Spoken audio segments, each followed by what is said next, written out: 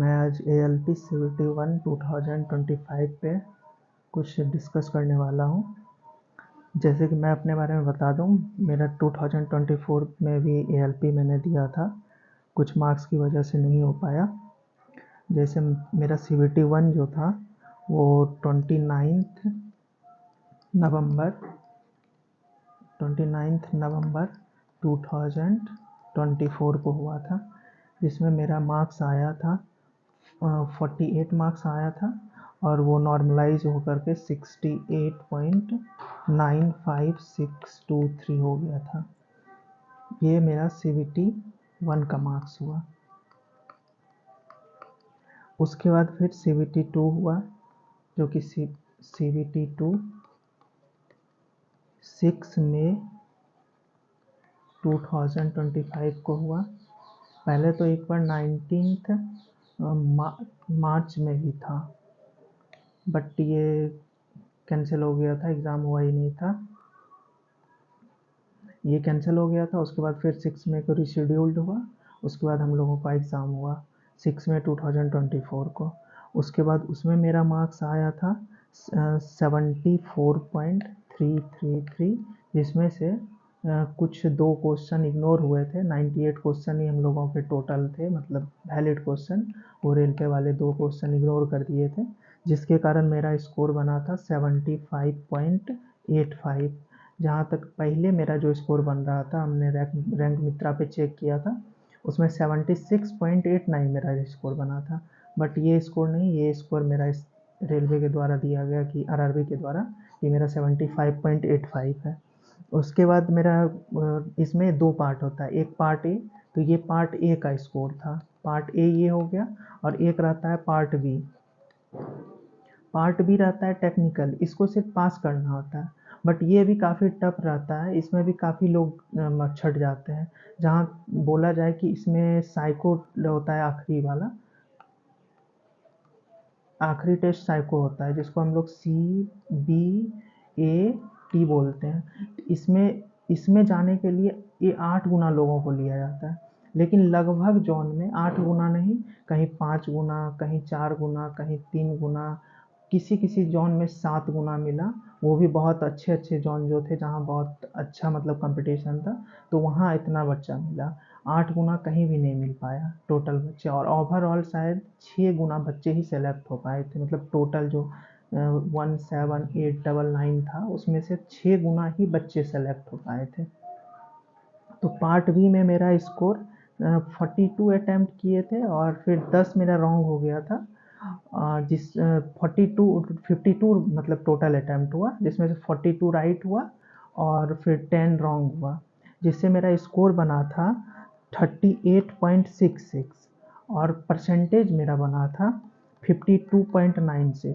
जैसे कि आप लोग को पता होगा, या फिर नहीं पता है तो हम बता देते हैं। पार्ट बी में क्वालिफाई होने के लिए आपको 26.25% स्कोर चाहिए होता है। अब जितना भी क्वेश्चन है, जैसे 75 क्वेश्चन है, तो उसमें से 26.25% आपको मार्क्स होने चाहिए। तो ये 75 है। 75 मार्क्स में मतलब परसेंट नहीं, इतना मार्क्स चाहिए। परसेंटेज इसका जो होता है वो 35% होता है। इतने स्कोर चाहिए आपको, और ये मार्क्स होता है 75 में 26.25। अगर मान लेते हैं इसमें कुछ क्वेश्चन इग्नोर होता है, तो ये आगे पीछे भी होता है। जैसे कि मान लेते हैं 25 में भी हो जाए, या फिर 26 में भी हो जाए, लेकिन आप टारगेट रखिए कि 30 इसमें रहे, तो आप सेफ अपने को समझ सकते हैं। कभी कभी ऐसा होता है कि आपका मान लेते हैं 26.75 था, और आपका राइट क्वेश्चन जो था वो इग्नोर हो गया। अब इग्नोर हो के बस आपका मार्क्स घट गया, 25 पॉइंट हो गया 75, मान लेते हैं एक मार्क्स घट गया, तो आप डिस्क्वालीफाई हो सकते हैं। इसलिए 30 से प्लस ही आप इसमें मान के चलिए। वैसे ये क्वालिफाइंग है, लेकिन फिर भी आप 30 प्लस मान के चलिए। अब नेक्स्ट मेरा जो इसमें परसेंटेज आया था 56.96% आया था, तो अच्छा था, इससे कोई मतलब भी नहीं है, बस ये क्वालिफाई होना है। तो ये हुआ। फिर मेरा लास्ट था साइको, जिसको हम लोग क्या बोलते हैं, CBAT। CBAT में भी बहुत सारे टेस्ट होते हैं, बैटरी बोलते हैं हम लोग उसको। तो 5 बैटरी होते हैं हम लोग का। तो 5 बैटरी में से आगे इसके बारे में डिस्कस करेंगे। 5 बैटरी होते हैं जिसमें से मेरा कंप्लीट वो जो टी स्कोर बनता है, इसमें टी स्कोर बनता है एवरेज के हिसाब से। तो टी स्कोर मेरा जो बना था 20.03, और फाइनली बोला जाए इसमें तो मैं इसमें नॉट सूटेबल और सूटेबल होता है, तो सूटेबल था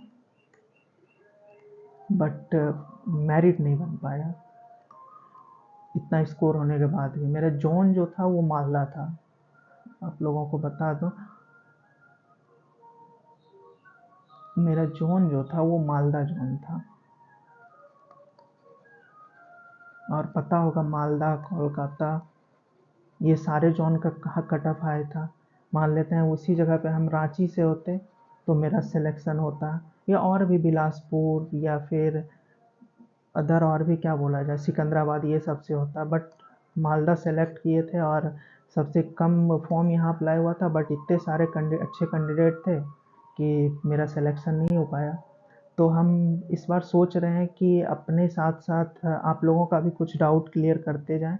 तो अगर आप लोगों को लगता है कि कुछ डाउट है आप लोग का जो हम क्लियर कर सकते हैं, जैसे मैथ्स से रिलेटेड या फिर रीजनिंग रिलेटेड या फिर साइंस रिलेटेड या फिर ट्रेड रिलेटेड, कुछ भी हो, तो पता है हमको सही से, बट दिक्कत ये हुआ कि मतलब कुछ कट ऑफ का प्रिडिक्ट नहीं किया हुआ था कि इतना जाएगा, तो इसके कारण मेरा छूट गया। अब नेक्स्ट एग्ज़ाम पैटर्न तो आप लोगों को पता ही होगा कि पहले CBT1 होगा, फिर CBT2 होगा, फिर CBAT होगा, ये फाइनल होता है। इसमें दो हो जाता है, एक पार्ट ए होता है, फिर प्लस पार्ट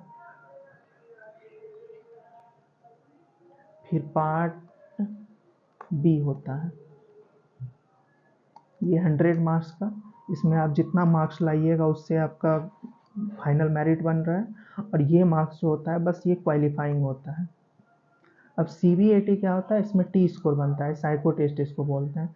इसमें आपको ये देखा जाता है कि अगर 42 प्लस आप लाने के लिए हैं तो फिर आपका वो कंफर्म होता है कि हाँ आप सारे मतलब पांचों बैटरी में लाना पड़ेगा। अगर एक भी बैटरी में आप होता है कि 41 ला दिया, बाकी 5 में आप मान लेते हैं कि 80 वो मतलब टी स्कोर ला दिए, फिर भी आपका सिलेक्शन नहीं होगा अगर आप एक में 41 आ गए, तो ये आप डिस्क्वालीफाई हो जाइएगा। अब देखिए इसका सिलेबस क्या होता है। सिलेबस तो इसमें मैथ्स होता है, फिर साइंस का पोर्शन होता है ज़्यादा वेटेज वाला, और करंट और रीजनिंग भी होता है, और करंट प्लस कुछ हिस्ट्री के क्वेश्चन, मतलब बोला जाए तो जीके के क्वेश्चन होते हैं।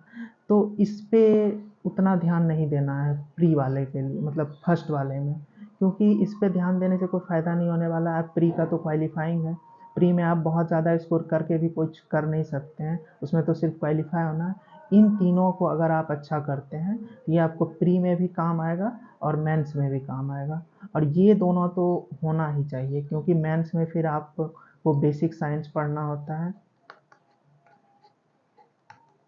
जो कि 50 मार्क्स का टोटल हो जाता है, और रीजनिंग और इधर ये दोनों 25 प्लस 25 के अप्रॉक्स हो जाता है। तो ये दोनों तो आप अच्छा कर लीजिए, तभी आप यहाँ पे ये भी आपको देखना होगा और 75 का ट्रेड भी देखना होगा। तो आप करंट और जीके में ALP वाले उतना ध्यान नहीं भी देंगे तो चलेगा, वो जेई वाले के लिए थोड़ा सही है कि जेई वाले ध्यान दें, क्योंकि उनका लास्ट वाले मतलब CBT2 जो होता है उसमें उनका ट्रेड बोले तो ब्रांच प्लस 50 मार्क्स का, 100 का ब्रांच हो गया और 50 मार्क्स का जीके भी आता है, तो वो लोग ध्यान दे सकते हैं। बट ALP वाले के लिए ये जीके उतना मायने नहीं रखता है, आप इस पे ध्यान दीजिएगा तो फ़ायदा रहेगा। और जिस हिसाब से स्कोर जा रहा है उस हिसाब से तो हमको लगता है कि इस सब पे ध्यान हम भी दिए थे, इस सब पे ध्यान देके मेरा बर्बादी हुआ, 2-3 मार्क्स के लिए हम रह गए फाइनल सिलेक्शन से। अब देखिए CBT1 जो होता है, CBT1 में आपको बता ही दिए, CBT1 तो अभी लग रहा है चांस जैसा कि जनवरी में ही होगा, अभी तो पॉसिबिलिटीज़ नहीं दिख रहा है, क्योंकि जनवरी या फिर फरवरी जब भी हो जाए, अभी तो नहीं दिख रहा है, क्योंकि अभी ग्रुप डी का एग्ज़ाम पता नहीं कब तक होगा। ग्रुप डी का कंप्लीट होगा, उसके बाद ही ये हमको लगता है एएलपी का स्टार्ट होगा, और एएलपी का होगा तो फिर फास्ट ही होगा। जिस हिसाब से इस बार हुआ है उस हिसाब से एग्ज़ाम जब स्टार्ट हुआ तो फास्ट ही हुआ, बट एग्ज़ाम स्टार्ट होने में बस थोड़ा डिले हुआ। और प्रोसेस तो ठीक ही चल रहा है अभी रेलवे का। तो इसमें आप लोग करंट प्लस जीके छोड़ के और 3 जो इधर बचा, मैथ्स, रीजनिंग, अब प्लस क्या बचा, एक साइंस, वो भी 10th लेवल का। बस इस पे अगर अच्छे से ध्यान देते हैं तो आप प्री CBT1 जो बोलते हैं जिसको, वो 100% क्वालिफाई हैं। तो आप बस इतना पे अपना दिमाग लगाइएगा, और इसमें से आप लोगों का जो डाउट होगा आप लोग कमेंट में बताइएगा।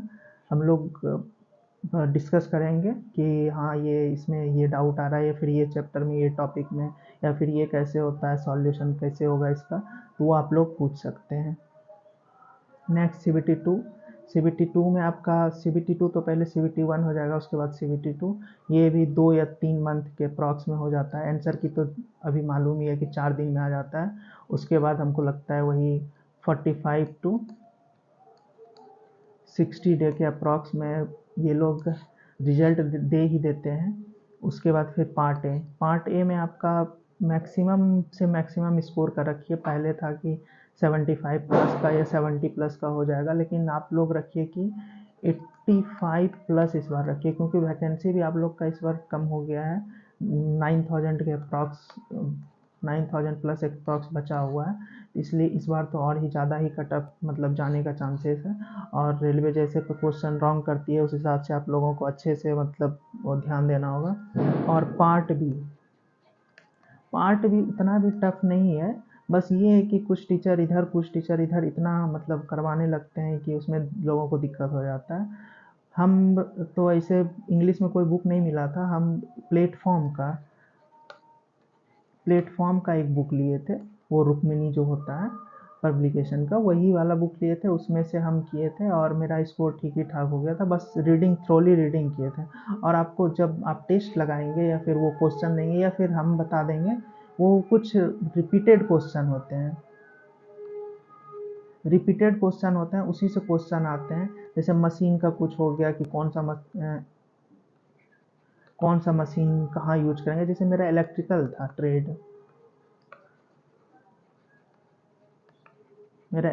ट्रेड था, तो हम इस पे बता रहे हैं कि मेरा जैसे उसमें रिपीटेड क्वेश्चन होता है, जैसे कि मशीन का क्वेश्चन हो गया, या फिर कुछ लैंप से रिलेटेड हो गया, लुमिनस इंटेंसिटी जो बोलते हैं।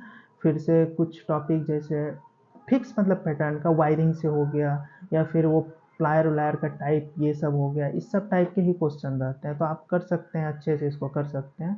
और इसमें पासिंग मार्क्स लाना होता है, तो उतना 35 प्लस मार्क्स लाना कोई टफ नहीं है, हो जाएगा, कोई दिक्कत नहीं होगा। अब देखिए CBAT जो बता रहे थे उसमें मेमोरी टेस्ट होता है। फर्स्ट वाला होता है क्या बोला जाए, मेमोरी टेस्ट इसको बोलते हैं।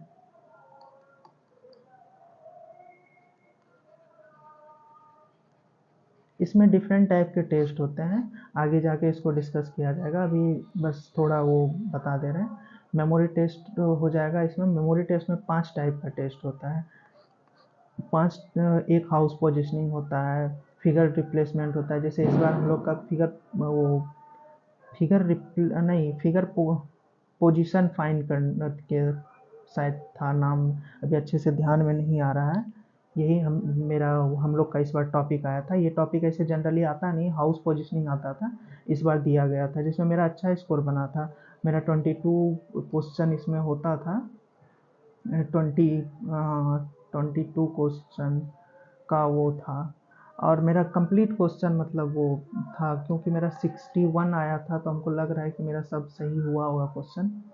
तो उस ये था मेरा मेमोरी टेस्ट में। अब नेक्स्ट मतलब हम क्या बोले, यही करना होगा। और इसको कंप्लीट करने के लिए एक इसमें होता है, जैसे सेकेंड वाले में होता है क्लॉक, और फिर क्लॉक होता है और टेबल टेस्ट। तो क्लॉक वाला थोड़ा सा टफ होता है जो इस बार हम लोग का आया था, और टेबल टेस्ट थोड़ा इजी होता है ऐसा बोला जाता है, लेकिन करने पे सब हो जाता है, उसमें सारा डायरेक्शन सब कुछ अच्छे से दिया हुआ रहता है। और फिर थर्ड वाला जो रहता है, थर्ड वाला रहता है उसमें ब्रिक टेस्ट या फिर क्यूब टेस्ट। तो इस बार हम लोगों का क्यूब टेस्ट आया था, इसमें हिडन क्यूब ढूंढना रहता है, इसमें थोड़ा कंफ्यूजिंग वाला कुछ चीज़ रहता है। और ब्रिक टेस्ट थोड़ा इजी पड़ता है।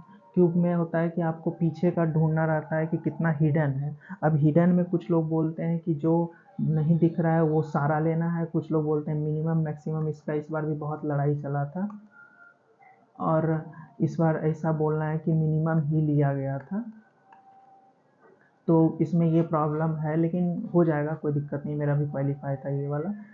फिर चौथा हो जाता है इसमें वो मतलब इसमें वो क्या था, हम लोग का इस बार आया था,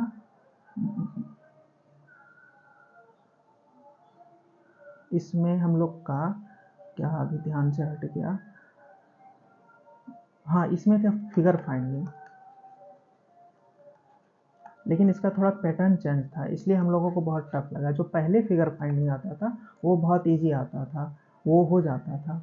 और इसमें अभी ध्यान में हट रहा है क्या था, ये वाला हम टॉपिक ऐसे बाद में हम इस पर एक डिटेल वीडियो देख लेंगे CBAT पे, और इसका हम कंप्लीट तो वो कर लेंगे। और इसमें आप लोगों को शुरू से ही करना होगा, मतलब ये टॉपिक में आपको मैथ और रीजनिंग पे ज़्यादा ध्यान देना होगा, क्योंकि मैथ्स और रीजनिंग जो है वो कंप्लीट आपका लास्ट तक आएगा।